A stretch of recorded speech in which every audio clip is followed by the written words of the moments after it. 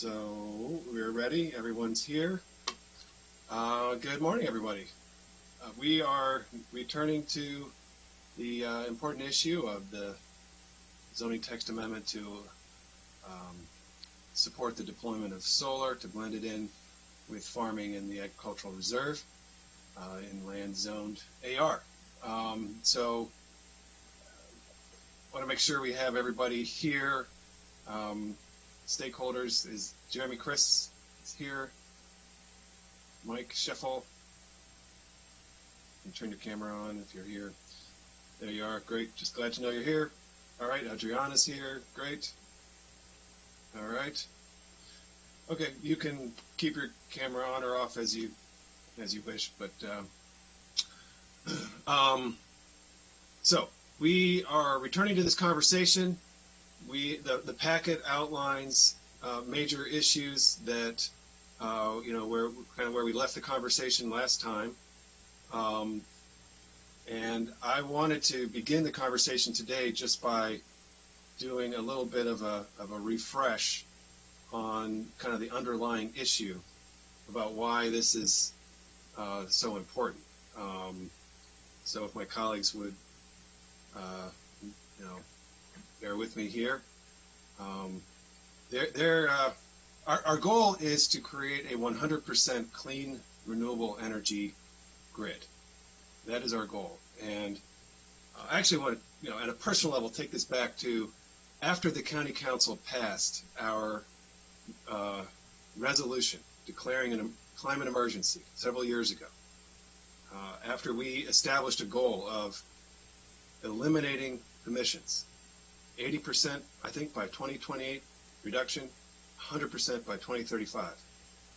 I was challenged by the Sierra Club in a discussion as to how would you actually do that? It's great that you've taken this position. How would you actually do that? And I thought about it, and that challenging me on that has stuck with me for a long time. Because it's one thing to, declare that we should have, that we should eliminate our emissions. It's entirely another thing to actually figure out how to do it. And as I thought about it, it just became clearer than ever that there is absolutely no way to do it without shifting the entire electrical grid to clean renewable. That every time we flip a power switch, we plug in our phone to charge it, we plug in our vehicle to charge it. Every time we use power, we're drawing from the grid. And as long as the grid is powered by coal and natural gas, we're creating emissions. And so the best, most effective, most rapid thing we can do at scale is to transform that energy grid to 100% clean renewable. And then at the same time, we have to figure out how to make our consumption, how to reduce our consumption, or at least reduce the growth of our consumption of energy so that those two can work together. Because it's a massive undertaking to transform the grid to clean renewable, and the extent that you can slow down your growth of consumption of energy makes it easier. And then if you could do that, that covers a massive share of your emissions. Most of the rest is pollution from our cars. It's from burning gas in our cars or diesel. And so we have to completely substitute all gas-powered vehicles for clean, renewable-powered vehicles, presumably plugged in. And then that's, of course, even more load on the grid. To me, that helped me understand that we have to make very big decisions. There are other ways that we can reduce carbon, draw down carbon that will also support these goals. And ultimately, all those two things have to work together, as was observed to me in an email last night from David Blockstein, that sequestering carbon and reducing or eliminating emissions from the generation of power are going to work together. And that's how we'll actually do it. So now we're talking about how is that going to happen in Maryland? And our state legislators have been working hard to mandate clean renewable in the state energy portfolio. And so you can actually work backwards from the requirement at the state level for how much solar is needed to support a 100% clean renewable energy grid. The Sierra Club has, provided those numbers to me. They match precisely what we've also, calculated. Well, I want to thank the Sierra Club for their work here, Shruti and Al and everybody who's been involved over the years. So in order to achieve a 100% clean renewable grid, we need about 35,000 megawatts of clean renewable energy at the state level. Our share of the population of the state is about 1/6. So that means that we need about 6,000 megawatts of clean renewable energy coming out of Montgomery County.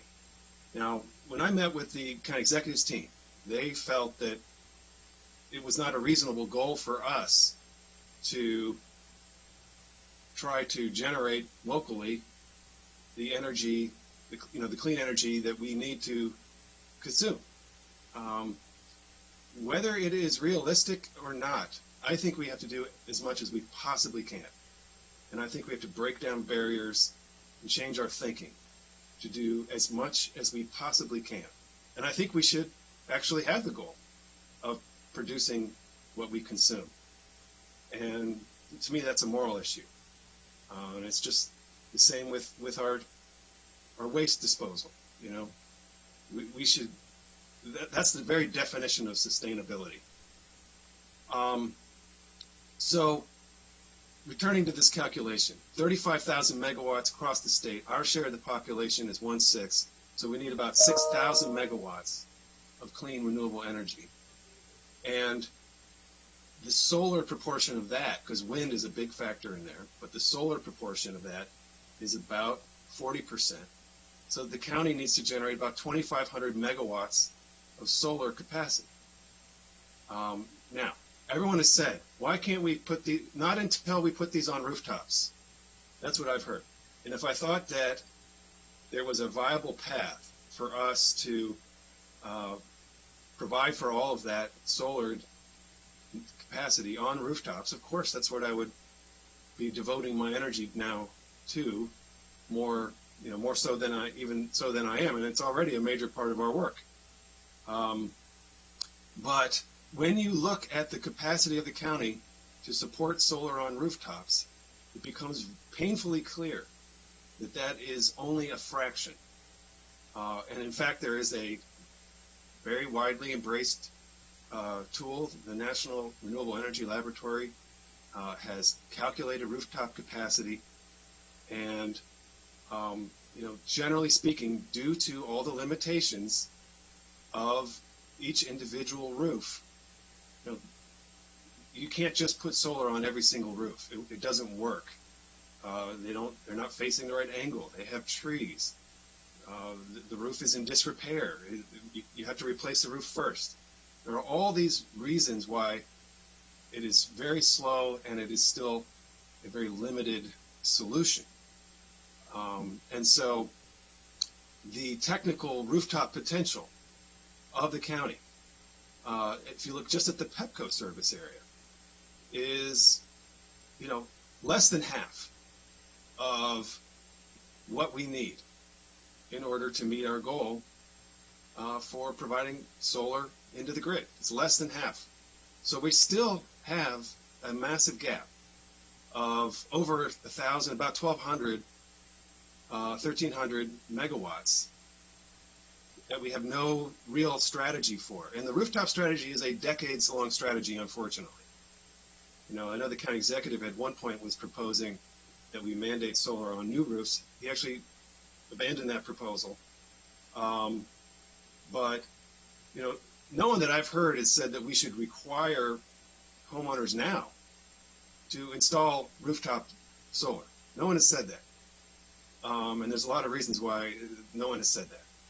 So we're relying upon the individual choices of, homeowners to provide that rooftop solar. That's why it takes generations. We've been doing it for 30 years, and we have a very limited deployment.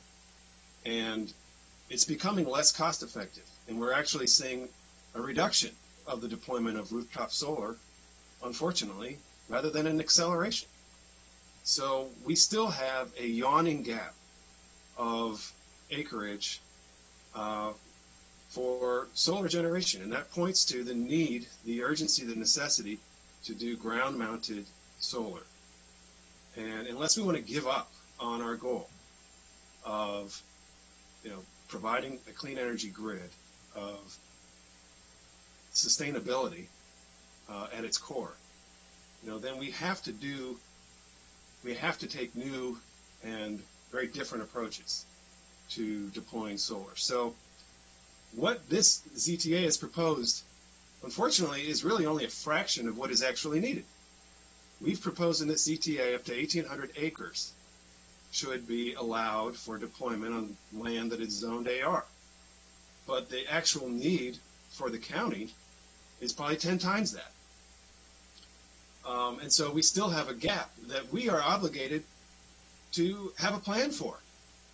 The county council and the county executive need a plan to actually provide the level of solar that our grid needs, that our community consumes.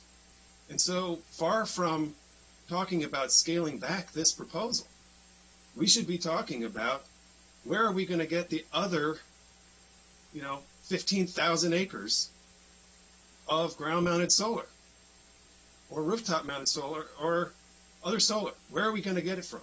And what's the timeline to get that? And I certainly hope that the executive's initiative would have some answers by now. I recognize it's a complex question, but we need some answers. We need some additional strategies. So this gets to the core issue, one of the issues we've been talking about, which is agrivoltaics, which is how solar and farming can blend. Other countries are looking at this problem and they're not saying it's an either or, that you're not taking land out of agricultural use for solar, you're blending the two. And I want to compliment Jeff for his early identification of this. Jeff Zions, we had a presentation about agrivoltaics and how the future is starting to look different about your ability to simultaneously have crops and solar panels in a field. I think that's the future. And we've put a requirement in here that minimally there should be grazing and pollinator planting. But we need to go beyond that. And rather than looking at our ag reserve and saying nothing can ever change ever, we should be striving for leadership and innovation that this country needs, that this world needs. And we should be saying, how can we meet the challenge of our clean energy grid with the resources that we have? And so I would like to see us pioneering agrivoltaics, working with our farmer community to figure out new models, new approaches that prove that solar and farming are win-win, they go together, and that this incredible resource that we've established in our agricultural reserve can be an asset in this fight for the future of farming and this fight for the future of humanity and this earth. And we have that resource here. We created it by setting aside this land for agricultural. But we didn't say that this could never change, that this was untouchable. We live in a democracy, and our needs change and times change. And I think we need to figure out how to make this a win-win. So as a follow-up to this, I would like to work with my colleagues to create a grant program for agrivoltaics so that any farmer who wants to take advantage of the opportunity that we might create here to install solar in their fields could also have support, taking a risk on agricultural practices that could integrate crops with the fields, as other countries are doing. I got a call from Lord Charkodian who is one of the most respected state legislators on energy issues. She explained to me that other countries, they're taking this by the horns and they're figuring out how to get it done. So we should be doing the same thing. So as a follow-up, I would like to work with my colleagues. Again, I think this is an emergency situation. I think we should do it as an appropriation, create a grant program, and say anybody who converts, there's going to be support here, whether it's technical support or just small financial support to figure out the future of agrivoltaics and ensure that this is a success. I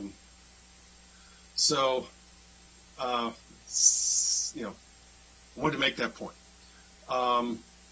We can now, I guess I'll open the floor for my colleagues for any comments that they may wish to make.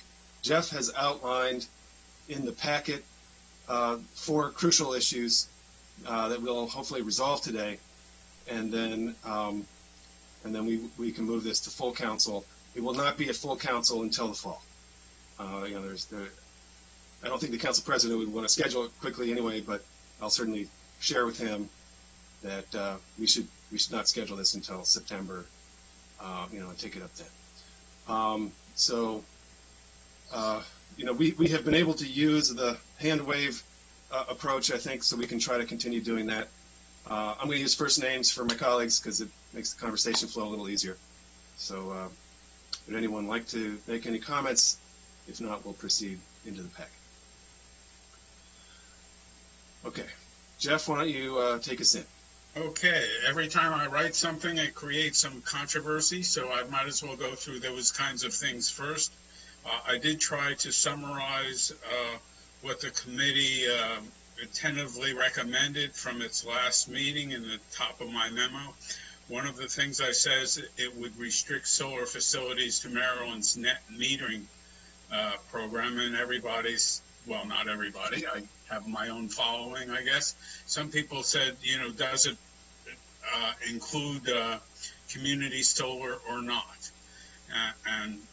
What the net metering program is from the state has 3 components. One is the community solar, one is the aggregated solar. Both of those yield 2 megawatt or less facilities. The other aspect of it is accessory use solar up to 200% of on-site use. So it was intended, and I think the committee intended to include all 3 of those programs, which is what's in the state program. So sorry for the shorthand for everyone. The other thing that caused some consternation is my treatment of how protective the ZTA is of trees or not. And my initial reading is that the ZTA already had protection of trees, but in talking to Park and Planning, it certainly isn't absolute protection of trees. Under the site plan approval process, every one of these facilities would have to demonstrate that they comply with forest conservation and sediment control now. Forest conservation would certainly penalize applicants for getting into high quality forest and that kind of routine. Okay, let me pause you there, Jeff. Just for make sure things are very understandable to a guy like me. Forest conservation law. Give us a very quick summary how it applies in this context. Forest conservation has the aspect if you take down trees, you have to plant trees, and there are multiples depending upon the quality of those trees, and even sometimes you have to not only reforest, you might have to afforest. If there wasn't trees before, you may be required to plant, and if that's not appropriate, you can contribute to off-site trees. That is part of the woodwork. I don't know if Mr. Weaver would like to say anything more on that subject or not. Yes, Jeff, you used the word penalty. Mr. Raymer, just so you know that in the AR zone, the planting requirement is much higher than it would be, say, in an industrial or a CR zone where it's much more dense and there was an allowance. So I think what Jeff was saying is, yes, people refer to it as a penalty, but actually the planting requirements are pretty significant in the AR zone. So these projects would likely have hefty either forest retention or planting requirements. And that's the way the law is written. And that's under existing law that, we don't need to add language so that law applies in this circumstance. It Yes, already sir. applies. And in fact, I am told that solar has a different, stricter requirement than, say, crops. Is that right? But that solar would have, like, that if a farmer wanted to clear a field for crops, that they would have a different set of requirements than any other type of use. Is that right, Jeff? There's exemptions. There are exemptions for agriculture clearing. So already this is subject to more restriction than other uses of that same land, under agriculture. But Jeff, you have some language here around trees, so I'd like to get that. Well, again, if the council wishes, even though that requirement is embedded in site plan, you can say that these facilities must comply with the forest conservation and sediment control rules. And in fact, you can add a phrase that says tree removal must be minimized.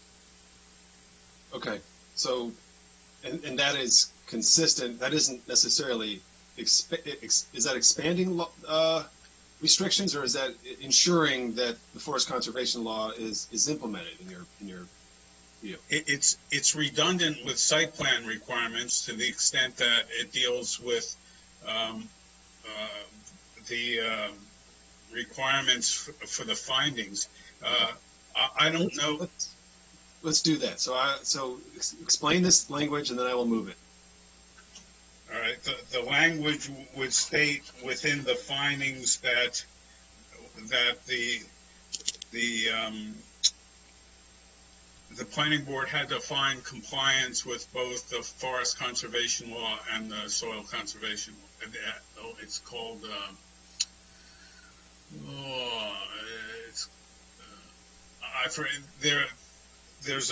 It's just chapter 22 and chapter 19 of the current code. Okay, so I move the language that staff has described to provide assurance that forest conservation laws and protections for trees will not be diminished in any way. Second. Thank you, Councilmember Hucker. Second. Any objection to that? Okay, seeing none. Do you want that other requirement to say tree removal should be minimized as a finding?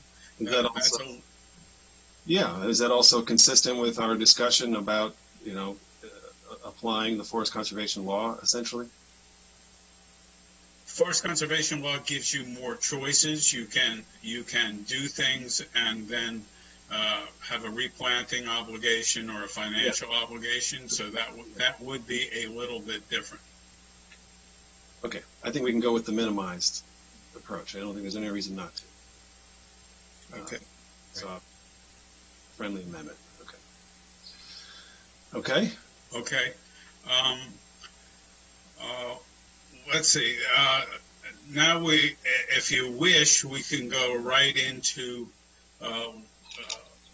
what it means if you have some prohibitions on geography.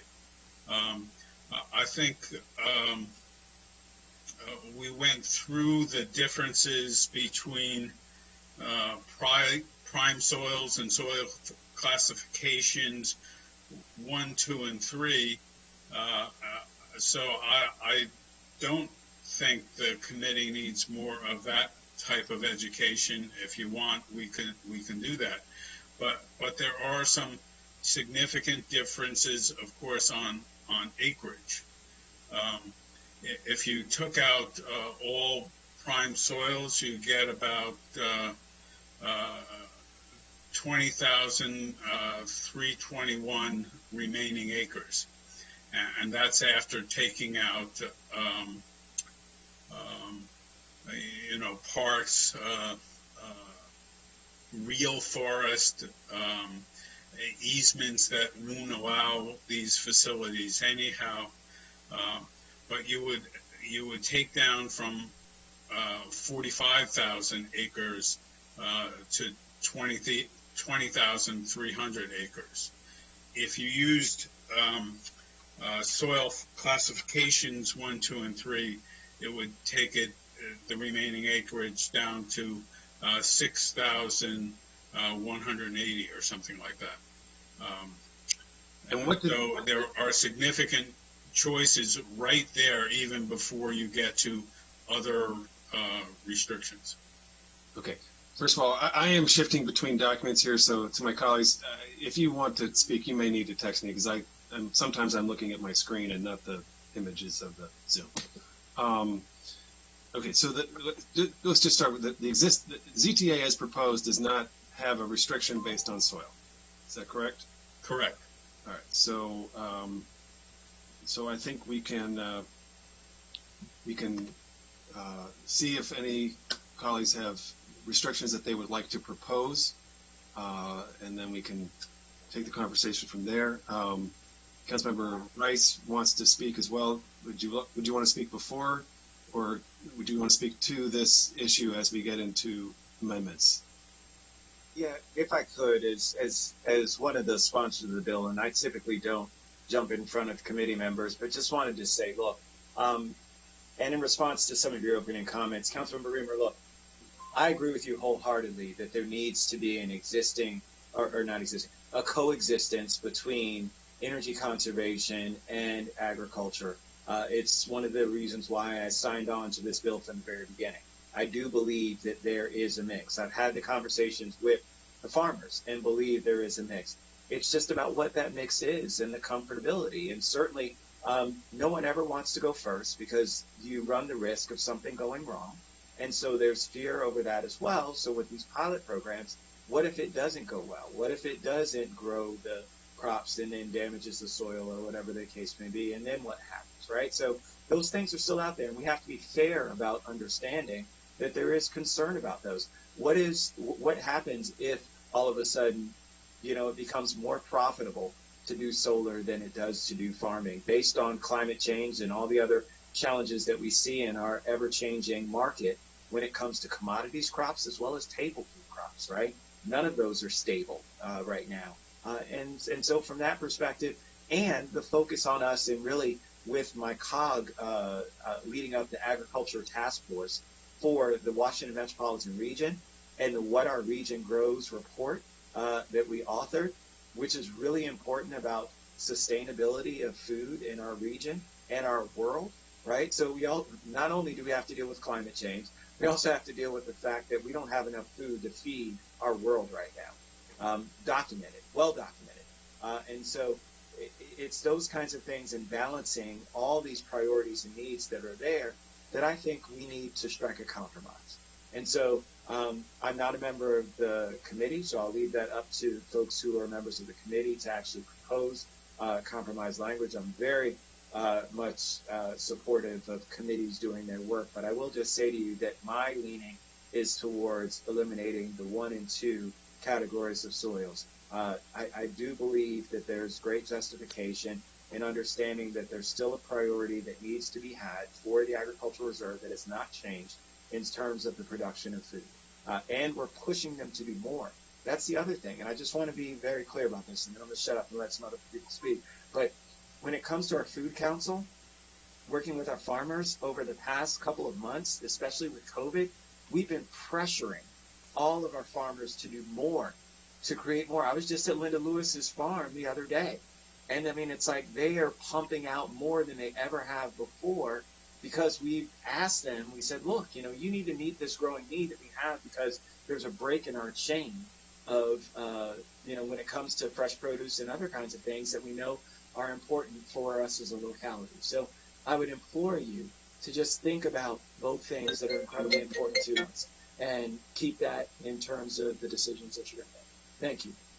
Thank you for those comments, and I think you're certainly highlighting issues that are part of this challenging topic. All right, I have Andrew and then Will. Anyone else? Okay, Andrew. Thanks. Do we want to start talking about the soil conservation? Yeah. Okay. Well, I put forward class 1 and 2. I appreciate one of the sponsors and someone who I get to share as a district council member, the agricultural reserve, the support of class 1 and 2. Put that forward. I think this is a compromise. The county executive requested 1, 2, and 3. The agricultural community has requested 1, 2, and 3. A number of the agricultural reserve advocates have requested 1, 2, and 3. The idea of putting forward 1 and 2 was to reach a compromise to see if we can try to strike this challenging but hopefully appropriate balance. I continue to be frustrated that the classifications are different. There are still disputes, I think, even within county government and different public agencies are using different charts and different standards, and I don't think it makes for great public policy, to be perfectly honest with you. But I think class 1 and 2 strikes the compromise. I think it's important that we remember that as we try to move forward with these important priorities, and I strongly support solar, I strongly support meeting our alternative energy goals, but we created an agricultural reserve. The primary purpose of it is for agriculture. That's why it's in there. And this is not agriculture. This can perhaps work alongside agriculture, but it isn't agriculture. And, I think we have to ask ourselves, the 1,800 acres is really not the defining number here, as we discussed before. The limitations that exist far less than that as currently constructed through the PSC and otherwise, what is currently allowable. And the question is, what land should we start with? What land should be used for the limited amount of acreage that is currently allowable and able to access the grid? And what impact is that going to have on farmers and farming and on agriculture more broadly? And I think we have to ask ourselves, what is the risk here? If we do too much, allow for too much, and there are issues, we could never change that. We could never take that back. We could never fix a problem that we potentially create by not fully understanding the breadth and magnitude of the decision that we make. If we do too little, which is possible, I recognize that, we can always come back next year and add to it. We can always come back 2 years from now and add to it. We can always come back at a later date to slightly methodically and thoughtfully expand the amount of coverage as appropriate once we see how this works, what the impacts are, have more of a chance to move forward. And so, that to me is the question before us. What is the land we want to allow? Where is the most appropriate place for this to be within an agricultural reserve that was dedicated specifically to agriculture? And if we make a mistake, and all public policy comes with the risk of doing it wrong, what is the risk? And would we rather make a mistake leaning towards something that we can never fix and we can never take back? Or would we rather lean towards something that we can always fix and we can always come back to and that we can always adjust? And maybe it's a more cautious approach, and some don't prefer that, but I think it's the more methodical approach, the more in keeping with the other public policy decisions that we've made with respect to the agricultural reserve and what its purpose is. And so I hope that we will be able to support that, to find that appropriate balance that we have all talked about, where I think we all want to do. And I'm very hopeful that this joint committee and ultimately at the full council, we can strike that appropriate balance to arrive at a public policy that will do this in a way that reflects our priorities that should be complementary, don't have to be competing, but have to strike the right balance in order to do so. All right, Jeff? Councilman Friedson, I assume you're talking about soil categories 1 and 2 as opposed to prime soils, but I'm not sure. Yeah, I was putting forward soil categories 1 and 2. As we talked about before, I had thought about prime soils, but once we heard from the agricultural community and the ag office that 1 and 2 is really the standard that they use, I think that's the appropriate in terms of consistency to use what they use. And so that's what I would put forward. Appreciate the fact that Councilmember Rice, one of the sponsors, has already weighed in and said that he supports that as well. But hopefully I could actually pick up a vote or two here at the committee. And so we'll still working on that part. Thank you, Mr. Zion. All right. There's a little bit of ambiguity about requiring seconds at committee. So given that there's 5 of us, I think it's fine to have seconds. When there's 3 of us, we don't require a second because that's a majority of the committee. So first of all, you made a motion for soil types 1 and 2. We'll speak to that motion if there's a second. I mean, I'll second the motion so it can be discussed. Okay, thanks. All right, so we have. I think I'm next in the queue. You're next into the queue, and then Will, and then Tom, and then I'll speak to the motion as well. Great. Did I say you're Will? So after you, Evan, then Tom, then I'll speak. Okay. I appreciate it. I think, the more discussion is better, especially in committee. I was hopeful about the prime distinction as well, but, Mr. Chris put us through and explained in great detail, as he does, the distinction there. Obviously, this is a balancing act, and a lot of this, what's been weighing on me is, of course, we need to allow solar in some capacity for environmental reasons. I agree with that 100%. Of course, also, we need to make sure we have a stable and secure food supply in our ag reserve. And so, to briefly restate the challenge, that's what we're talking about today. I do think that moving cautiously is the right approach. I think allowing 1,800, so I'm backing off of the suggestion I made last week of maybe 1,200. So if you leave it at 1,800, there are enough contiguous parcels over 15 acres. If you restrict soils 1 and 2, I was looking at the prime, but I think also in the other classification. Now, do those owners want to do that? I don't know. But regardless of whether we have classification restrictions or not, the question of what owners want to do is still, that's going to be their decision. I don't think we should be basing our restrictions on an arbitrary number of 1,800, factoring in unknowable facts about particular owners of land. So I think we should base it on what do we think the use of the land should be, balancing that they're both very important uses and needs. I would like to be a little more permissive.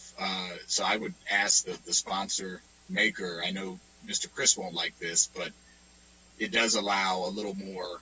And if Mr. Zients could mention the number, I had it in front of me, but I have a different screen up now. If you did prime 1 and 2, that would allow how much acreage?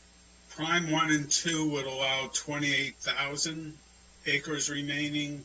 Classifications 1 and 2 would allow 20,000 and change. Right, so you get about 8,000 more acres potentially. Again, we don't know the contiguous or the owners and all that, but you get potentially more acreage that could be used. So I don't know if realizing I understand the logic and appreciate it, but in trying to balance it, that's something I'd be more comfortable with. I don't know if I guess I'd ask the sponsor of the motion if he would be comfortable with that. You might pick up that vote if you are. Yeah, if I had, there was a third vote there, Now, I'd like to hear from other colleagues before. Sure. So yeah, I don't want to put you on the spot, but let me just say that I would like to be a little more permissive in that regard. If you just do class 1, I'm concerned that we might as well not do anything. It doesn't mean much. It's just around the edge there. And so, and to your point, Councilmember Friedson, moving deliberately, if we see that, hey, nothing happens in the next year, we can come back and change it potentially. But I do think the point about seeing what happens, preserving the use, balancing the need, while we pursue all these other things that we haven't really talked about today, to green the grid in other ways, and whether it be rooftops or other strategies. I think we need to do all of those things. So that's kind of where I am, which may be the minority view, but we'll see what others say. And I want to allow it to move forward. I think doing so in a way that is methodical is probably the place to start out. So thank you. Thank you. I'll just signal where I don't support this. To me, this is like saying, we'll only allow rooftop solar on blue roofs. We're having enough trouble getting homeowners to put rooftop solar on any roof. If you removed every roof that isn't blue, that's just going to significantly reduce the amount of rooftop solar you get. So I think the appropriate restriction is on the total acreage. We're not allowing anyone to remove the soil. The soil will remain. The land could be returned to, 100% crops in the future. But I'm also optimistic that there will be a blending of solar and farming, or crops, I should say, sun and plant crops. And so that ultimately these things are not incompatible. Evan, you're next, followed by Tom. Thank you, Mr. Chair. I have more broader comments to make as this process moves forward and depending on what decision points will be made. So I'm going to reserve that, and I'm just going to speak to the essentially the amendment or recommendation that is before us. I remain concerned that if we continue restricting,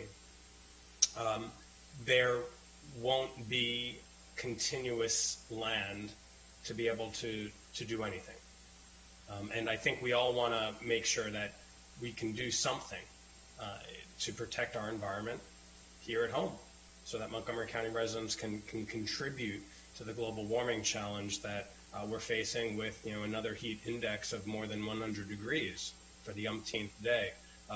And so the 1,800 acres that's capped and the 2% of the total ag reserve that's capped, those are pretty stringent caps that are there. And, I'm not on the PHED committee, but as my PHED committee colleagues know, my colleagues on the PHED committee know, zoning just sets up a framework. It doesn't mean it's going to get built out. And you all say that all the time with all the master plans and all the zoning that's done. It's just saying what can be done within these parameters. And if we continue restricting from Tier 1, which I absolutely support, but then Tier 2, the maps show us ourselves that while to our untrained eye, there might be continuous paths for this to be done, there's no saying that those landowners will want to do anything. And so I think we should defer to them as to whether or not they want to do something. And they don't have to. If the farmers are on soil 2 are doing really good work, and I know they are, and I really appreciate the Countryside Alliance's email over the weekend or over the last few days sharing with us all the different farms across the county and the soil type in which they're on. I really appreciate that. And I hope that they continue doing that work. I expect they will. And so they don't have to take this option, just like in all other zoning, landowners don't have to take the options that are available to them by the council or by the planning board. And so I think that we should limit to Tier 1 soil and allow the possibility of solar panels to happen. And we still don't even know if that's going to happen. But again, I'm grounded in myself that the restrictions are already in place by capping it at 1,800 acres and 2%. It's 2%. And it'll probably be even less than that based on what we're being told. And some of the conversations, to Councilmember Friedson's point, there's a lot of different data that is conflicting that's been coming our way. And one data point that has been shared with us is there's only about 200, less than 300 acres that's even possible for this. In Petco service area. In the Petco service area. Okay. Yeah. Thank you. And again, the context, because there's just a lot of data coming around. So if there already are some of these restrictions based on geography and based on capacity, to further restrict it, I think renders it useless to some degree. And so I will not be supporting the motion at hand, but outwardly sharing that I do support restricting it to soil type 1. I yield back. Good comments. Thank you very much. Tom. I didn't speak at the beginning, so permit me to go a little bit more here. But I don't want us to go too far afield. I don't support this amendment. The goal of the ZTA, this extremely modest little ZTA, is to allow private landowners to use their own land in a way that creates more economic development in the middle of a historic recession, creates some jobs, and helps us meet climate goals that we're not really right now on track to meet. And one of the reasons that we're not on track to meet them is outdated zoning restrictions that we are addressing in a very modest and targeted way through this tiny little ZTA, which only affects 2% of a gigantic ag reserve. We've heard arguments. I hate to characterize anybody's motives, but I think of them as red herrings, and I don't know if opponents realize they are or not, about parking lots and rooftops. Solar panels are on my roof above my head now for 12 years, and I'd encourage every homeowner with a roof to have solar on their roof. Made that investment 12 years ago, and they're long paid off. Not every roof is appropriate for solar panels, as Hans went through, for multiple reasons. But there's nothing stopping many private homeowners and commercial property owners in Montgomery County from putting solar on their property. There's, in fact, incentives to do that. This ETA is the opposite of that. We're talking about removing restrictions. We're talking about allowing a private landowner to use their own land. We're not requiring anybody to do this. We're removing restrictions because this is America and we believe in freedom, supposedly. So all this allows people to do is use their own land to put solar panels in and create economic development and create jobs. It's very different than removing restrictions there only puts them in alignment with parking lots and rooftops where they're already allowed. The truth is, to reach our climate goals and take this emergency seriously, we need solar everywhere. We need it in agricultural areas. We need it in utility rights of way. We need it on commercial properties. We need it on residential properties. We need it in transportation rights of way. We need solar everywhere. We need to get away from the oil and the fossil fuel industry that we've stood up and subsidized for decades. That's the only way out of this crisis. And it's just hard to hear in Montgomery County people arguing that a few more solar panels on a few more parking lots are going to meet our goals. They're not, and opponents should know there are no restrictions on those right now. There are, in fact, incentives to put them on parking lots and rooftops, but that alone won't do it. Back to the soil, though, that is context. We have a work session where we have great agricultural expertise with Mr. Chris here at every work session. We don't have expertise from the solar industry here, and I would suggest that we should. But the point of the ZTA was to hopefully, if passed, allow solar arrays to go up on a tiny fraction of the ag reserve. But the solar industry representatives have told us if we're so restrictive that we cut out types 1 and types 2, it's very unlikely that that will ever happen, and we will come back. And I'm I appreciate, like Councilmember Friedson's point about being deliberate and thoughtful and going forward. I think the ZTA was drafted in that way. What I wouldn't want to do is have to come back and go through this all again because we failed to pass a ZTA that accomplished anything. I was at the Maryland General Assembly when we tried to pass Maryland medical marijuana. And Councilmember Rice may have still been there with me. And we debated that endlessly for years.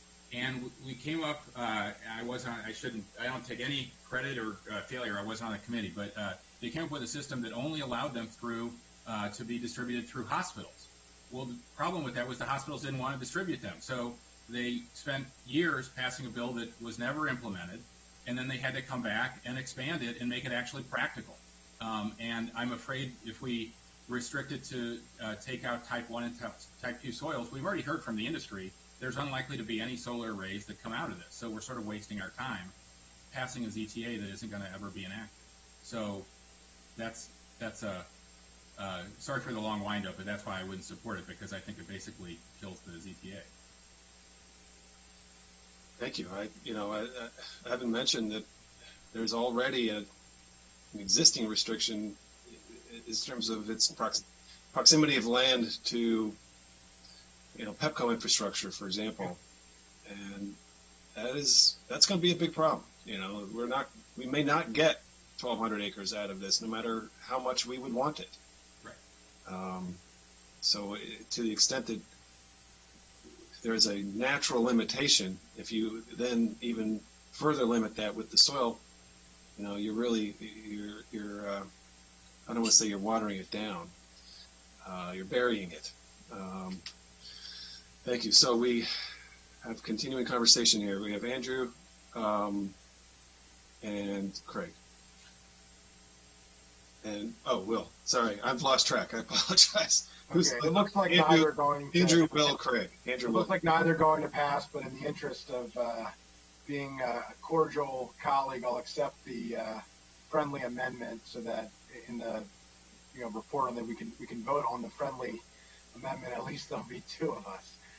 And I do think that the conversation may continue at full council on this particular item. I'd certainly prefer 1 and 2, but happy to try to bring people together, and I am interested to hear what Councilmember Rice has to say about this. But I'd be open to accepting that certainly as well if he was amenable.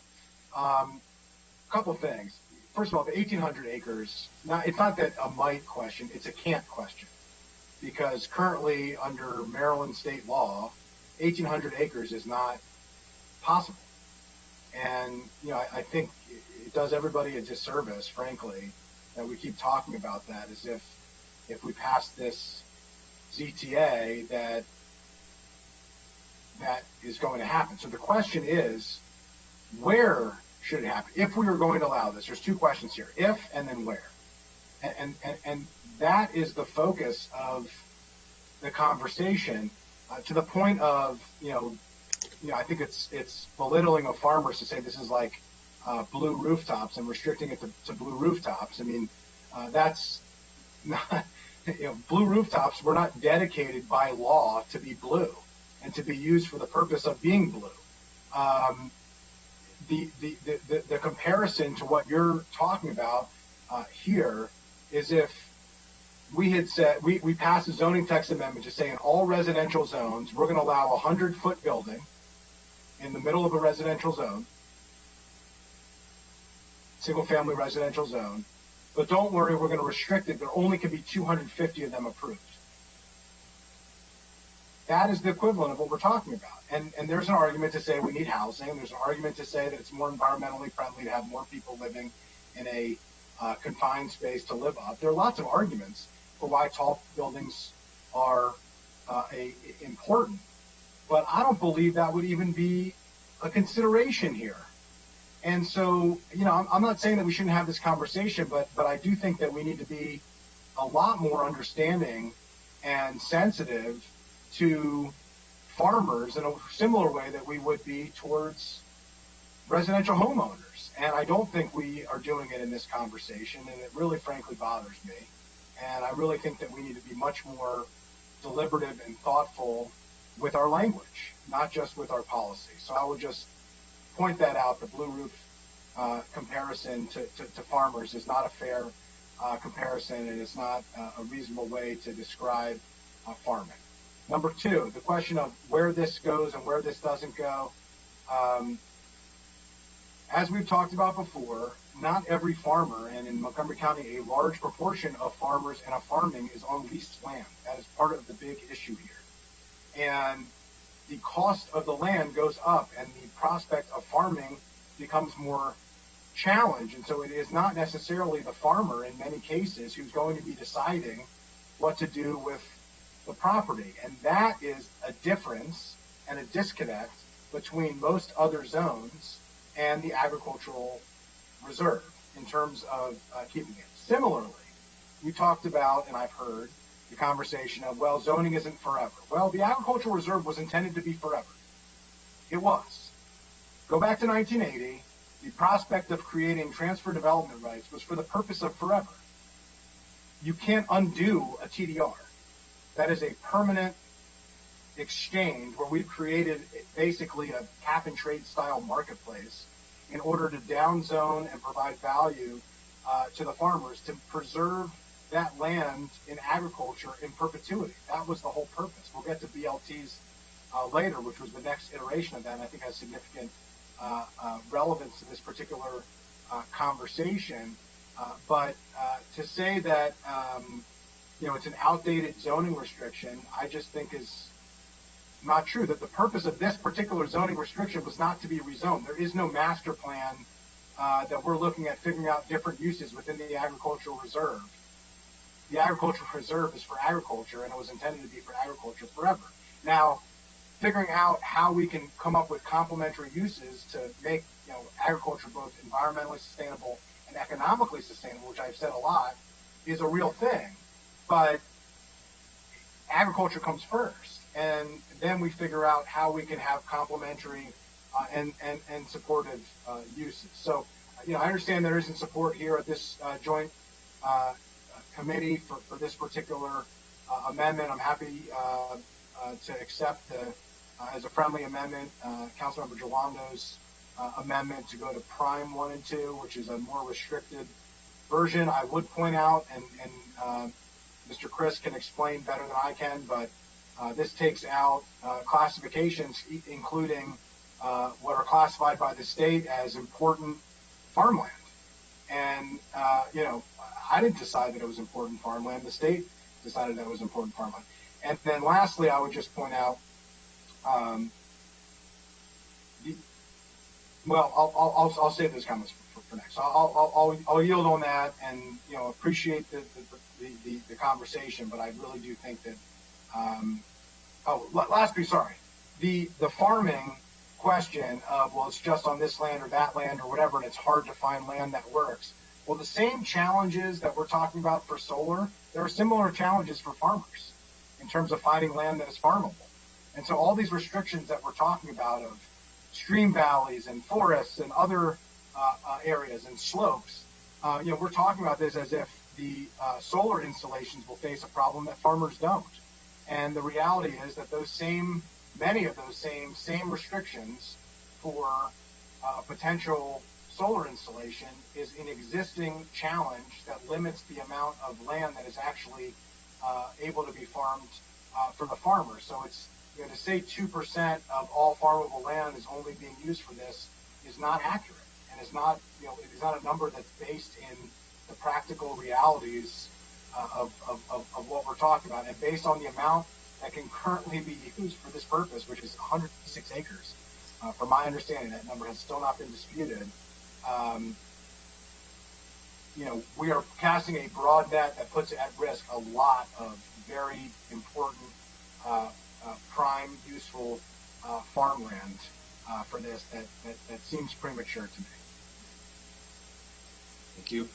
We do need to move to a vote here on the motion. Will. I appreciate the comments. I will not comment on the blue roof. You said that, Will. I was going to bring that up. I don't think that was a very apt analogy. I would also, and appreciate Councilmember Friesen accepting the amendment, realizing none of this is, ideal for anybody here. I did want to ask the county executive view on this amendment. For Ms. Hochberg, and specifically on the soil, we have had many conversations. If you could comment on your, on the view on this soil question. So the county executive's view is that solar should not be placed on soil classifications 1, 2, and 3. His view has not changed. Okay, so that's that. So so more restrictive than what's being proposed here. All right, I just wanted to confirm that. And then the other thing I'll say is I think Mr. Friedson's point about the zoning and the difficulties here. Look, we can't dictate. Technology advances. I think the other thing we're assuming is that it's static. That if there's not an electrical grid line somewhere, that couldn't change. Or if I think we don't know what the market's going to bear. That's part of the unknown here. And proceeding with caution is probably a good thing to preserve the point of the ag reserve. And so I appreciate the friendly amendment, and I will be supporting my friendly amendment. So thank you. Thank you. Okay, so just a brief comment. My analogy about rooftops was just to make the point that if we want rooftop solar, we can't remove a large share of rooftops from eligibility for solar. That's all I'm trying to say. Andrew, you make a good point that we think of them differently for good reasons. And I wasn't trying to suggest otherwise. I'm just trying to express the logic that if we want something, we have to allow for it to happen. On the issue of lost my train of thought. Okay, the other thing I want to say, I find the county executive's position here to be the most untenable. To say, you can have it on the ground as long as it's not in the dirt, doesn't get us very far. And that's essentially what it means, when you remove class 1, 2, and 3. Is you can have it anywhere unless it's paved, so you can not put it in soil, or if it has been previously scraped. That's basically what 1, 2, and 3 is. It's all dirt that has not been previously scraped, as far as I can tell. So, anyway, Mr. Reamer, I'm sorry. I remembered what I was going to say. It was going to be very brief. The point I was making that has been made that the industry, and I agree, it's important to have industry's view. I think Councilmember Hucker mentioned that. I mean, I think all of us have been speaking with industry. I've been very intentional listening to the language that they've been saying. And what they've said to me is that it would be very difficult. Not impossible, not that it won't happen with 1 and 2. And I've heard that same language from industry in other contexts, very difficult. And then I've seen very amazing things happen on the other side of very difficult in other industries. And so, we'll see what happens. We'll see what eventually restrictions are in here. But again, to my point of technology not being static and innovation not being static, the way that this could go forward, I think we're going to be surprised. I think very difficult sometimes turns into possible when you have people who are motivated to do so. Thank you. All right. So we have a motion that has been amended. It is, I think we all know what it is. I won't repeat it unless I make a mistake as to how I describe it. So we'll have a show of hands. Those in favor of the motion. All right. And those opposed. All right. Motion fails. So we'll move to the next. I think now. Hey, Hans. You actually left me out. Sorry. I turned off my video, but I'm still listening. I had you in my queue to speak, but then you turned off the video, so I thought you had stepped. Yeah. No. It's perfectly fine. And I don't have a vote, so it doesn't matter. But let me just let folks know that I will be bringing this up as a co-sponsor of the bill at full council. I do agree with the new amended version that Councilmember Juando amended, Councilmember Friedson. So I did just want to put that out there in terms of my support for that. And I really want to echo the same sort of sentiment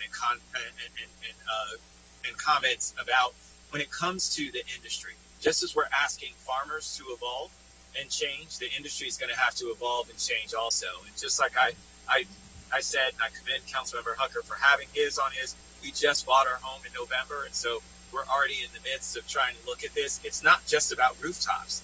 And that's the interesting thing that I've heard a lot of people talk about that I find very disingenuous, especially in the industry. I sit on 2 acres. And so I can easily do a solar field just like I can do solar on my roof. And folks have to make a decision. Do they want to have green grass in their lawn, or do they want to have something that contributes to the overall grid? And those are decisions that, again, aren't measured when it comes to the potential of putting solar into our grid as well. So again, while we're still trying to achieve our goals, there are ways in which we can do this that don't solely rely on the agri-reserve itself in terms of just farmers and prime soils to do it. There are other ways in which people doing the right thing needs to happen also. And so I just want to talk about that. And as chair of the Education and Culture Committee, everyone knows we've had this conversation ad nauseum with the school system about putting solar on rooftops in our schools. We've got tons of schools throughout our county, throughout this state. And quite frankly, that's an opportunity that's long been left out of the mix and needs to happen. We're just doing them on parking garages and things like that with county buildings. But the reality is we have so many more county structures we can do. So again, and I'm not throwing that out there like Councilmember Hucker was saying to be a red herring, because I didn't bring it up before. But now since he brought it up, let me just say we also owe it and have a responsibility to push those kinds of things as well.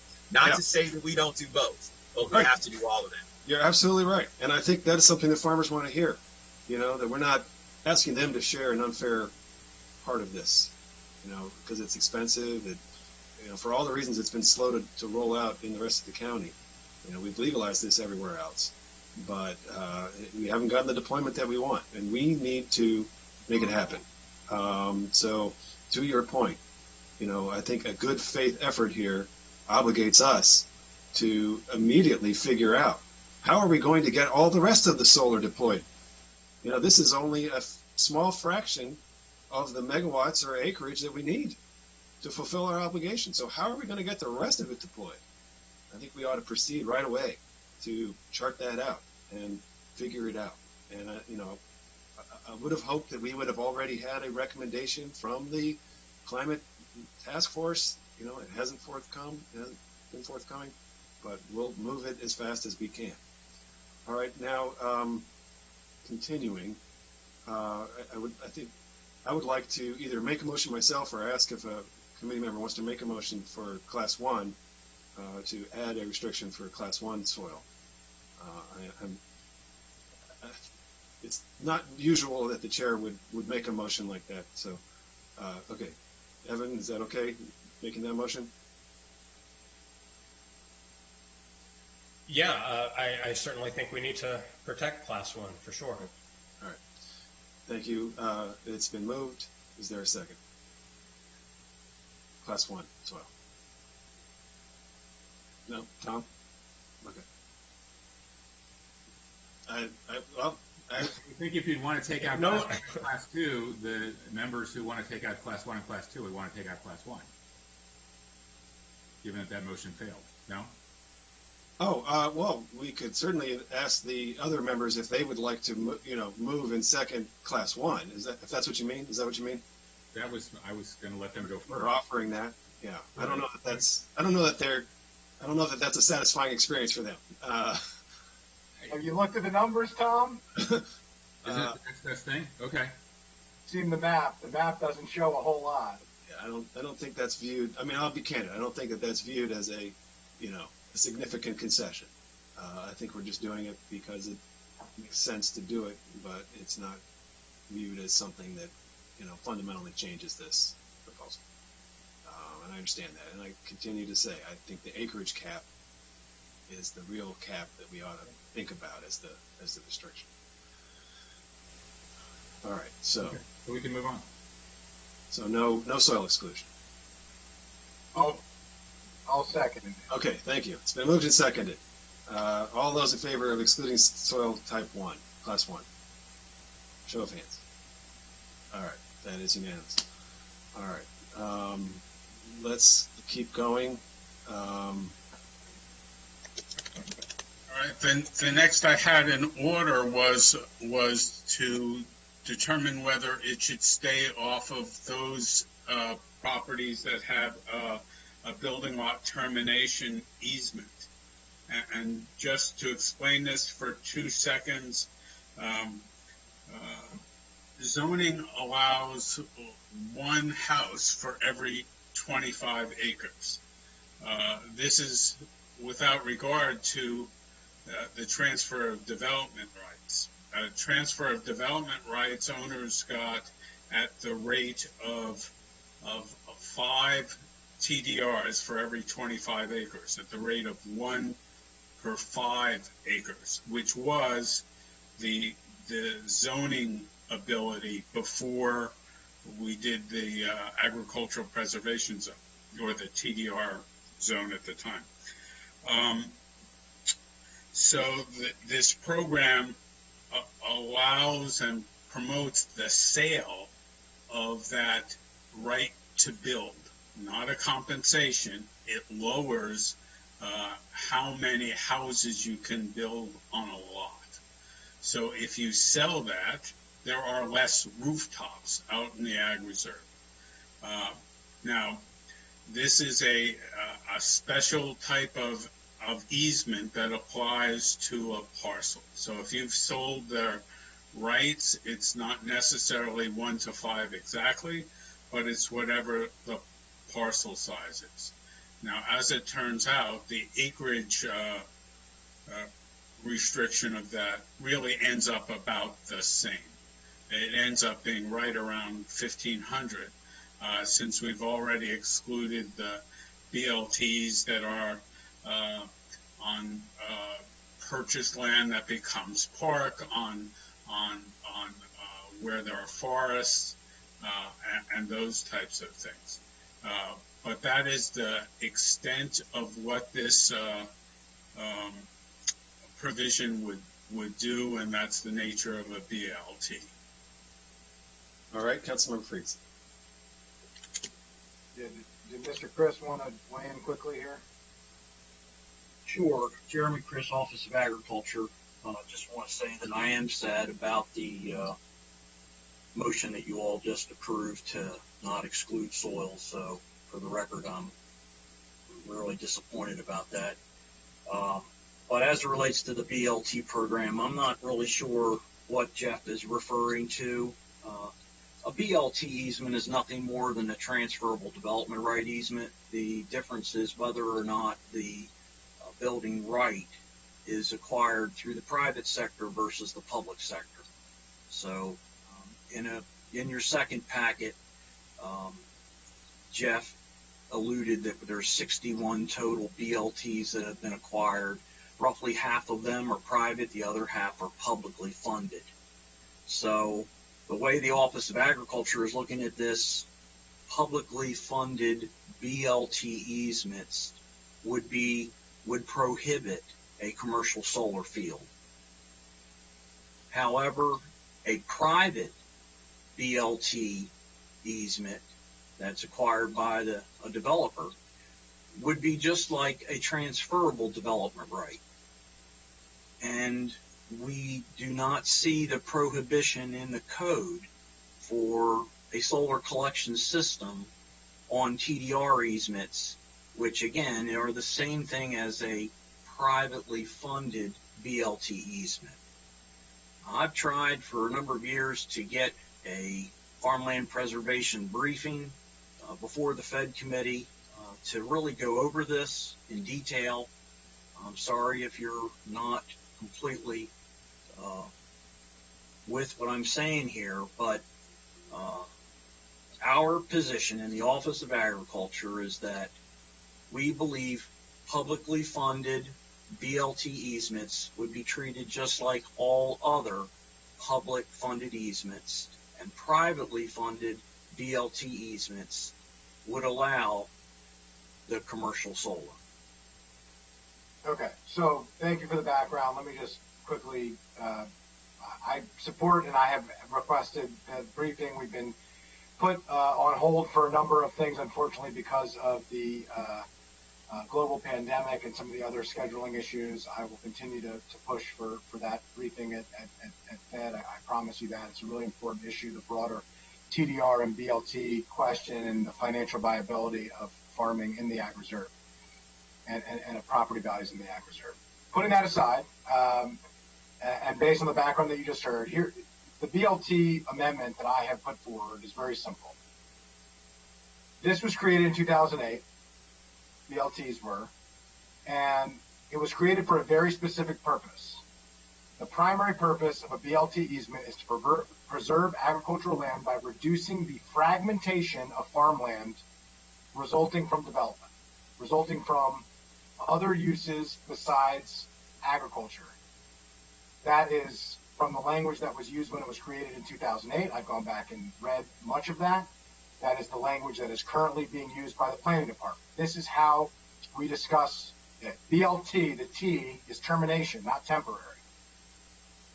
And so we have provided a marketplace and funded farmers appropriately, I think, for the sole purpose of ensuring the contiguous use of farmland for farming.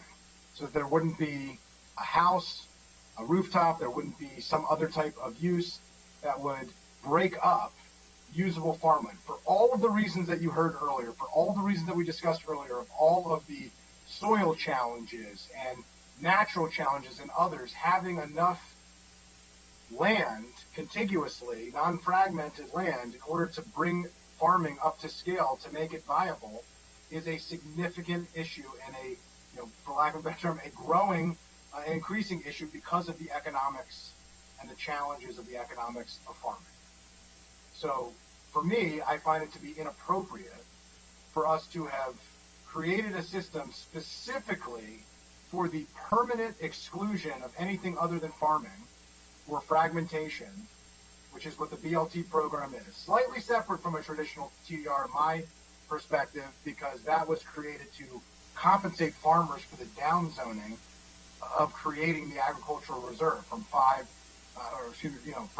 25 to 5, which was a huge change, drastically and dramatically cutting the value of the property which farmers were using to borrow against in order to make their farming businesses and their family business viable and reasonable. So I would put forward, I think we should restrict on BLTs. I think this is a very important question. When we do something and we say that it is permanent, it should mean something. And BLTs are a permanent easement. This is not a temporary condition, a temporary zone 30 years later was expected and intended to be changed. A building lot termination, you agree when you take that on to even give up the approved waste disposal system associated with the lot, because you are saying that you're not going to use this for any other use than agriculture, and it was specifically put in place and continues to exist by the planning department's own documentation and by all the documentation of when this public policy was put into place, specifically to prevent the fragmentation of farmland. There is nothing in this proposal that would prevent fragmentation. This would create specifically fragmentation. So it's not to say that we don't want solar. It's to say that we shouldn't have two things that are directly in contrast to each other as public policy. One is to create solar, which fragments farmland. One is to create the contiguous farmland use in the agricultural reserve. We wouldn't even allow even a barn you can't, with a rooftop in parts of it. So at any rate, I put that forward. I hope we can get a second on this. I think it's a very important issue, and I hope that we can improve it during the debate. Okay. All right. Again, I'll second to discuss. I do have a question. All right. All right. Well, I will react, and then we'll move to you, Bill, and then others. My concern about this is it really comes down to whether you view solar and farming as incompatible. I don't.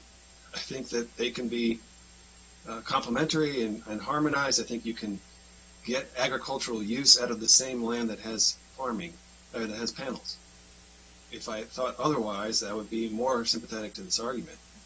But I think there's really no reason to say that a farm that has a privately purchased BLT is somehow different than the farm next door that doesn't, for the purpose of whether farming and solar are compatible or not. And a secondary concern about it is that if a farmer would not be able to use a portion of their land for community solar, they might be more reluctant to sell their building rights. It puts a more difficult calculation before them as to whether to give up that right. And so I think it could have an unintended consequence of weakening the BLT program itself.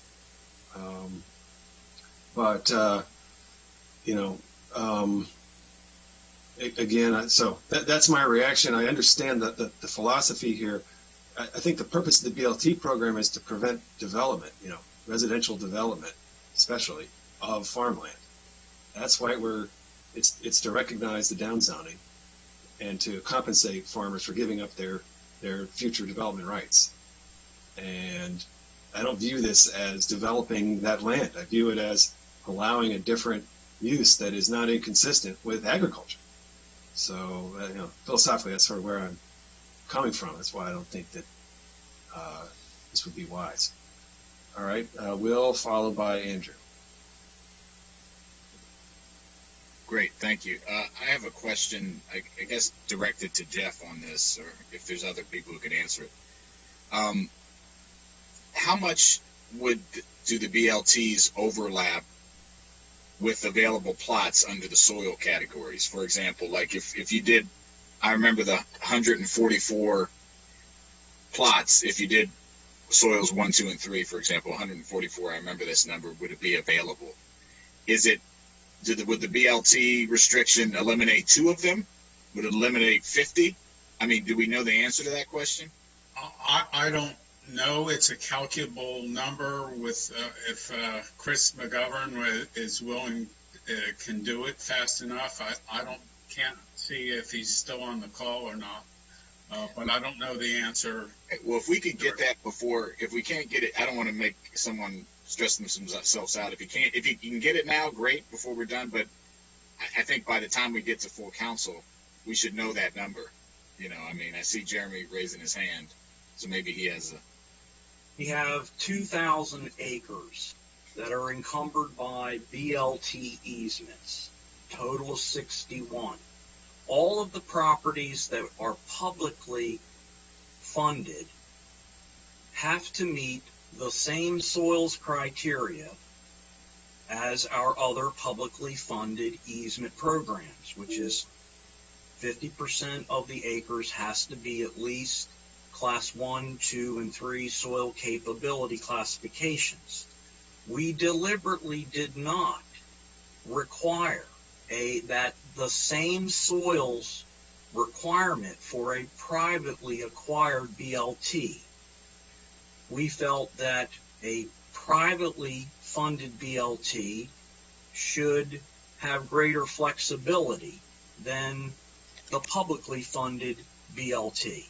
So of the 2,000 acres that we have, which is roughly 1,000 acres in public BLT, another 1,000 acres in private BLT, I think that answers your question. From our perspective, 1,000 acres of public funded BLTs would not allow solar, but the other 1,000 acres of private BLT easements perhaps could. Okay, so 1,000 acres. At least is what it would remove. And we don't know. The question I was asking was how that aligns with the soil restriction. Maybe I missed the point there. Well, you know that the 1,000 acres publicly funded has at least 50% categories 1, 2, and 3. That's what you were saying. Okay. So categories 1, 2, and 3. Okay. Yeah, I mean, so that's the question for me is how much of an additional, well, we have no restrictions right now. The amendment failed for now, but how much of an additional restriction would that be? So I'm not sure on this. I understand the logic and the point, and I wanted it to be discussed, but I'm not sure. Go ahead, Jeff. I think if I get to the map that is calculable. Mr. McGovern is on as well, looks like. So. Hi, I just wanted to jump in a little bit if I could. I calculated that 144 number based on a certain scenario, which I believe was the category 1 and 2 removed. Now, if we were to recalculate that same scenario with BLTs, unfortunately, I'm not going to be able to pull that number right now. I could get it very shortly after this meeting and circulate it. But great. It sounds like, though, what we would need to do is recalculate that number based on only removing category 1 soil, though. Is that also what we're asking? Well, I think if you could do both, because obviously this is going to go to full committee. I mean, the 6 council members have expressed views, and it's 3-3 right now. So it's going to be decided in full council of what we do with soil. So I think that information would be useful in both instances for full council. So that I appreciate that. No problem. It looks to me, just doing very quick numbers on the calculator as it exists, if you first remove categories 1 and 2 and then removed BLTs, it would be another 600 acres that are removed by the BLTs itself. So there's 400 acres of overlap between the two. Okay. All right. That's helpful. I appreciate it. And that's my question. Thank you. All right. So we have a motion. Can I just quickly comment and then we can vote? Yeah. Yeah. So, I appreciate the comments about this fundamental question. I mean, to me, this isn't a question of amount. This is a question of public policy. And we made a public policy for a specific purpose, and we have to either decide, are we going to disregard what we did and why we did it before and change that, or are we going to be consistent with it? And to me, that's the question before us. It doesn't matter if it's 1,000 or 500 or 5 million. It's a question of consistency in public policy and what was the purpose for why these were created. They were created, I'll say it again, to prevent fragmentation of farmland and to serve as a farmland preservation tool. To the point of the complementary uses, I think that's fair, but there's a difference between something that is a complementary use to farmland and farming and agriculture. And, we can call it a solar farm, but it's not a farm. And it's important and we need to have it, but it is even if you believe that it can be a complementary use, which I think is a fair thought process, and agrivoltaics, which I share the interest in. Hopefully there's a lot of innovation there. I would hope that if we do a grant program that we learn from the farmers and from the ag community and the ag office what they actually want. But that, to say something is complementary is by definition not the same thing.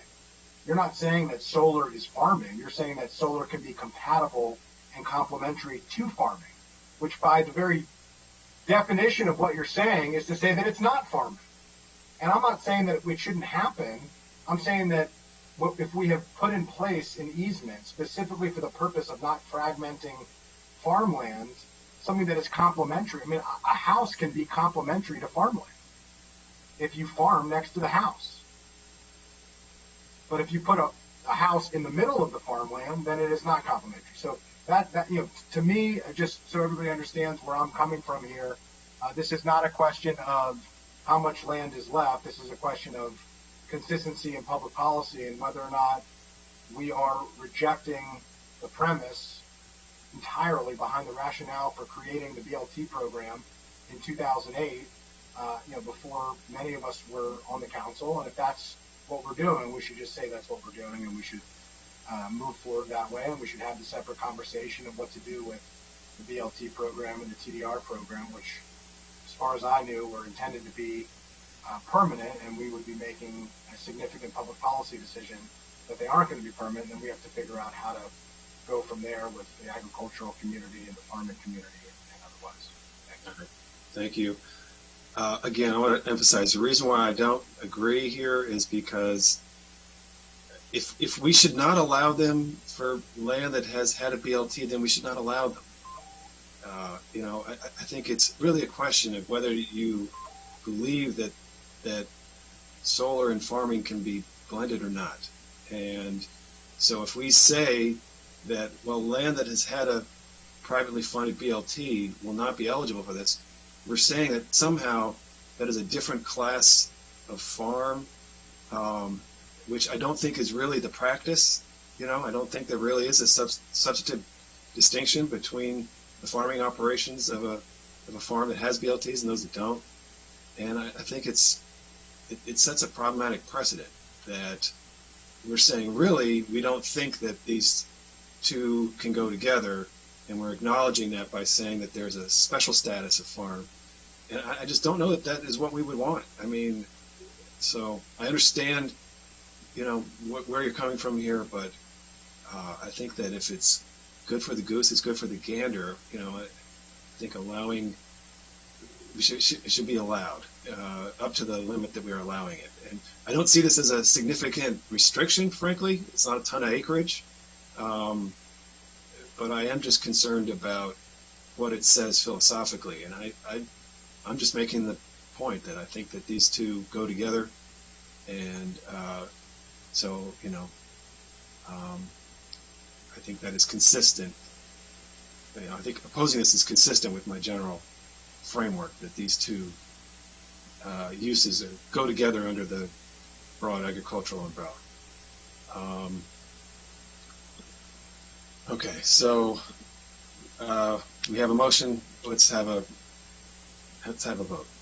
All those in favor of the motion, show of hands. All right. All those opposed. All right. Motion fails. We have two more items. Wetlands and slopes. I don't think there's much disagreement here. So let's try to move as quickly as we can to wrap this up. And I do expect we're going to have substantial discussion at full council, and so I recognize that as well as has been observed. Jeff.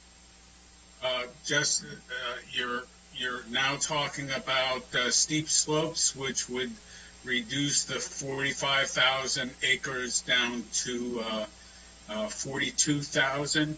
This is 15% of more. I noted in the executive's comments for today that he recommended 8% slopes, as did the planning staff itself. The planning board recommended the 15% and I forgot who on the council or the committee was thinking of adopting it as 15%. So that's how this is stated. I proposed 15% slope.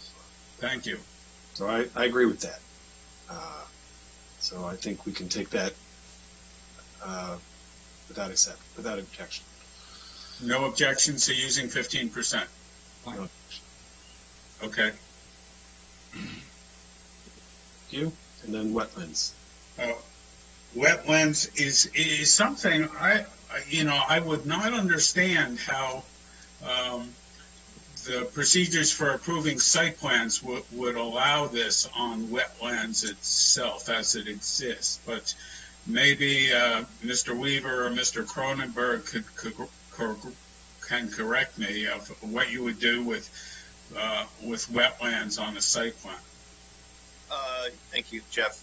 Rich Weaver with Area 3. I think, in all honesty, a site plan, when it does come into the planning board, the board will apply the environmental guidelines to protect environmentally sensitive areas.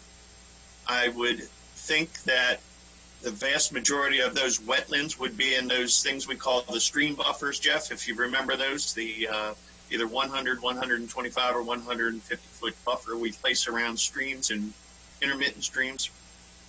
So, I mean, if it gives the council any assurances, I think the vast majority of wetlands would be protected by the environmental guidelines on any given piece of land. The other question we had were some of the upland drainage ways, saturated soils or seasonally flooded soils that may not be in the calculated stream buffers. That was thrown out on the table. You would have to think that any solar energy company would not want to put their panels in an area that's seasonally flooded in any respect anyway. So I don't. That may not be an issue. Let's just put it that way. That would not be as of much concern as putting them in wetlands or certainly within our stream valley buffer. Okay, so you're saying that the existing rules have stringent protections for wetlands. I think we've got you covered. And is that true of stream valleys as well? Stream buffers? Stream buffers, yes. Those are what most of the steep slopes, erodible soils, wetlands, high value forest are going to be in our stream buffers. And they will, again, we will apply the environmental guidelines in the stream buffers as part of a site plan. It'll all be dovetailed in with the forest conservation plan and the buffers, environmentally sensitive areas. If there's any planting or preservation of forest, it'll probably be done in those stream valley buffers. So I think we can address that as part of the site plan review.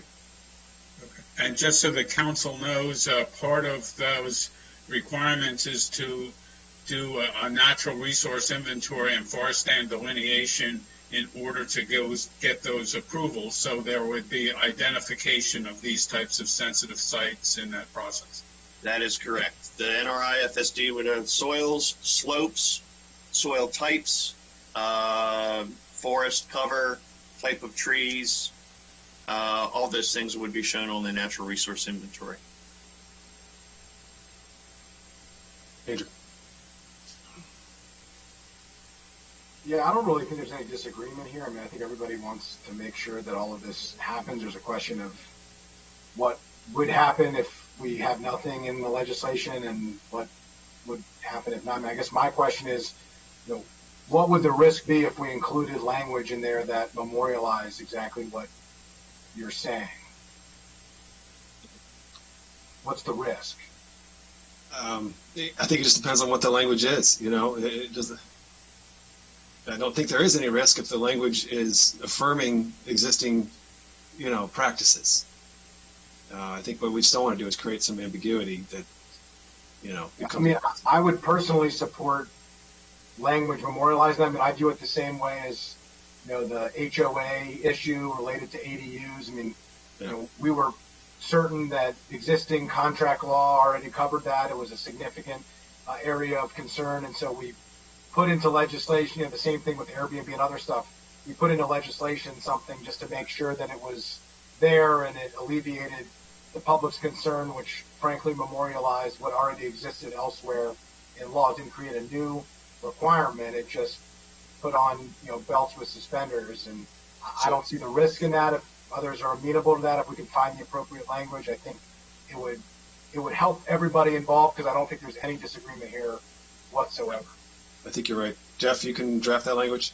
Yeah, it would be just like what the committee recommended with forest conservation.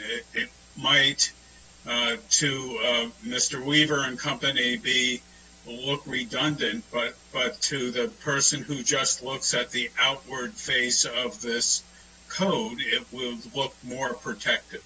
That's fine. I agree. That works. Rich, can you help me out, and we'll work on something that... Absolutely. Okay. All right, without objection. All right, I think that concludes any amendments that I'm aware of. So I think we're going to move to a vote on the amended ZTA. Before I do that, lest it be too anticlimactic, Rich, if you could turn your camera back on. Thank you. I understand you're retiring. This may be your final appearance. So it's been great. My final appearance, if I can get my camera on, yes. Well, thank you. Yeah, it's been a great career. We hardly know you. I've enjoyed every moment of my 31 years. So It's I never thought I'd be there for 31 years, but That's great. it was a You were good planning walk in the door that day and see Jeff Science's smiling face. You've been with our planning department for 31 years? Yes, sir. That's amazing. That's amazing. Actually, a little longer if you count my internship, but they don't count that. That should count. That should count. That does count. Exactly. You were there. So it's a testament to working, a great place to work. It's a wonderful organization, and I've lived here all of my 59 years, and the best line that I have is, I got to plan my own backyard. So that's the way I look at it. You're not alone in that. Thank you. Thank you. All right. I would just like to thank my colleagues. I think we can have comments now on the ZTA as amended, and then we'll vote. I would like to thank my colleagues for their work on this. This has not been easy. I think what we've done is very important. And I want to just acknowledge that I know that the voice of the farmers has been heard. Unfortunately, I have not been able to agree on some important issues. I think there is a kind of existential issue here about soils that is not playing out only here, but it's playing out everywhere in the country. And I think the stakes are very high, and I understand the concern. And if I thought this was anything other than a crisis response and an absolute necessity, I would absolutely be, I think we would all want to be more accommodating, but we are feeling the extreme urgency to enact reforms that can help us achieve our solar goal. And we recognize that these, the installations of these panels is not permanent, does not remove soil, does not remove soil over the long term from agricultural, from crop use. It can be undone without degrading the value of that land for future crop use, and ideally it will be used. It will coincide with crop use. We'll be able to move beyond pollinator and grazing, application to actual crops. I think that is a possibility, and we'll follow up to devise programs and incentives that can help break that ground, because we should be a leader in every arena, and I think there's an opportunity for us here to pave the way, or to show the way. We're now speaking to the amended ZTA. Andrew.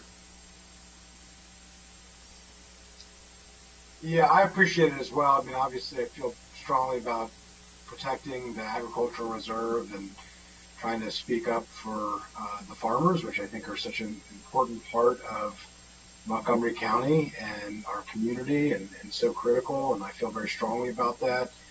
But I totally understand the need for solar and the need to try to strike the appropriate balance. I have a disagreement of what that appropriate balance is and what the best path forward based on the practical realities of where we currently are. And I do believe that there is a greater risk to including too much and having this in places we don't want, as opposed to moving with a little bit more restrictions and seeing where they go and coming back to loosen those slightly. But it is a practical difference more than a philosophical one. I think we share a lot on these issues. I'm not supportive of the committee recommendation in its current form. I'm hopeful that we could make some tweaks at full council, and I will be supportive of a final version, but it's not for lack of interest in, like I believe that colleagues here, believe in farming and agriculture and support farmers. I believe in the need for solar and to reach our very ambitious alternative energy goals. The question is, how do we figure out these details, which really matter, and bring it together with the right mix and the right balance? There's a slight disagreement that remains of exactly where we are on that balance. So I am, for the time being, I'll be voting no on this, but hopefully working with colleagues to see if we can make some modest tweaks to the proposal as it stands, and so that I could be in a position to support it moving forward, which I am genuinely hopeful that I can be. Thanks. Thanks for your substantive deliberation. All right, Evan? or Will? Will's next. Will just asked. No one else has asked. Okay. I'd be happy to defer to Evan if he had asked, but he hasn't asked. I will support the not amended version in committee.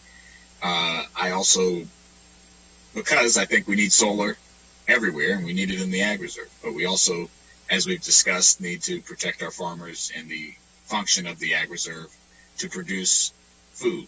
For much of this meeting, I was eating an apple, from a locally produced apple. From where? And yeah, locally produced apple, and it's gone now. I won't show you the core, but if you want to see, there you go. But and I'm glad that I could get that here in Montgomery County, and we need. I think all of us want that to continue. It's just a question of how do we do this the right way. So I will vote yes on right now, but we'll also be looking eagerly to come back into the full council, and hopefully we can put some modest, guardrails up here that get to both of these very important goals of greening the grid, allowing solar, but also making sure we're moving deliberately and cautiously to preserve a very important function of food production and farming in our ag reserve. So I appreciate the thoughtful deliberation of my colleagues and look forward to taking this to full council.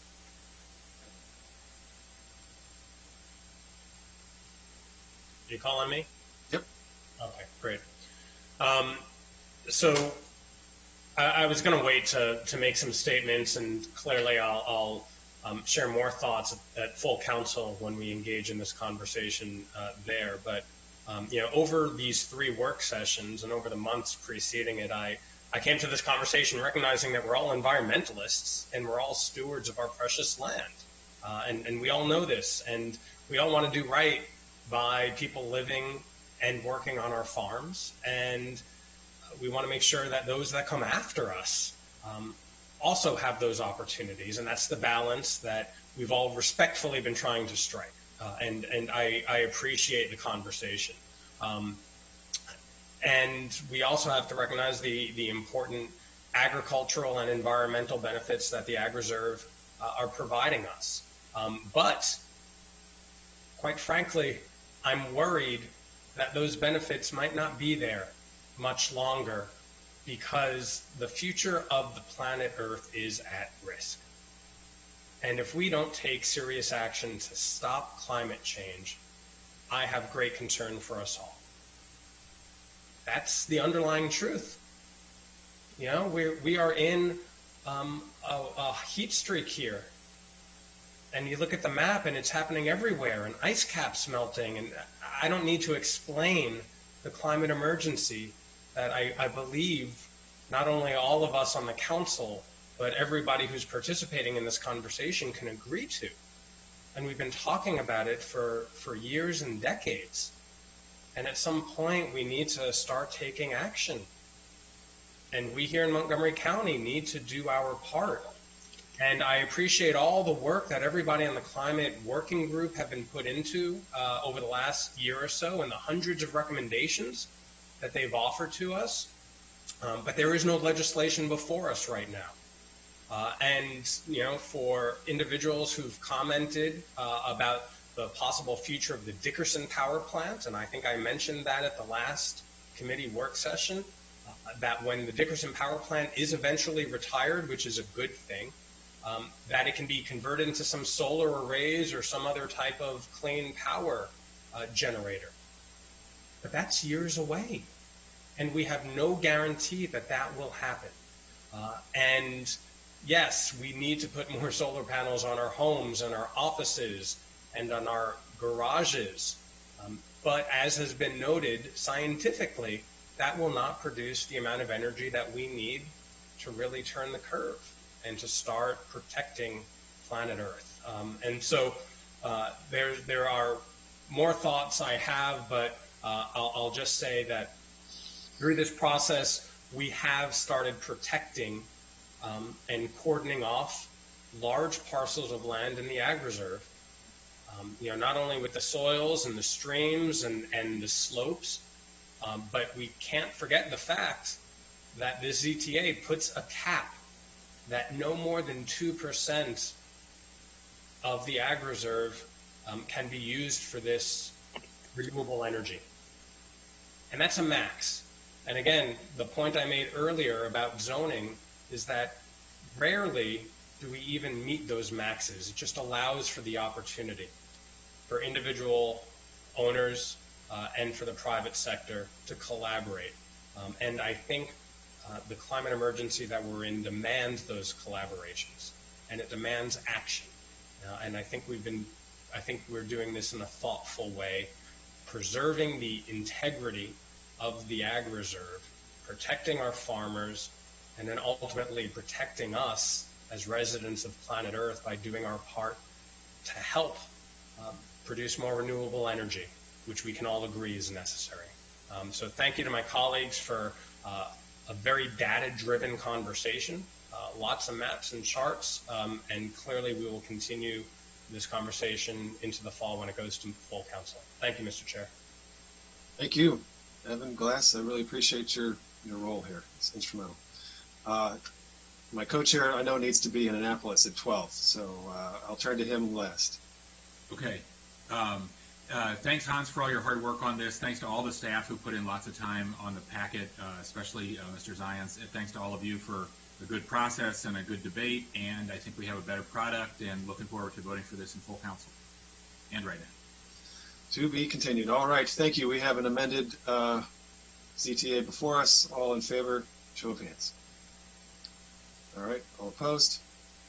All right. Thank you very much. Great discussion. Thank you for everyone who's participated. And again, this will not be on the council agenda until September. So there's plenty of time for additional dialogue and education. And I will circulate a draft to the committee chairs. Thank you. Yeah, please circulate a draft to the chairs and to everybody. It goes to everybody. To your point, though, I think what you were saying was there's a few details. You're going to tell us what the language is, right, about the the wetlands. Right. So circulate that to the full committee, the joint committee. Okay. And then we'll circulate the final clean ZTA to the full council and to the community. Will do. All right. Thanks to everybody. Not easy.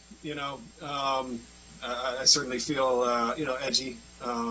But I think we have to get outside of our comfort zone if we're going to tackle this problem. And I think that's probably what this feels like. Thank you very much, everyone. Have a good day.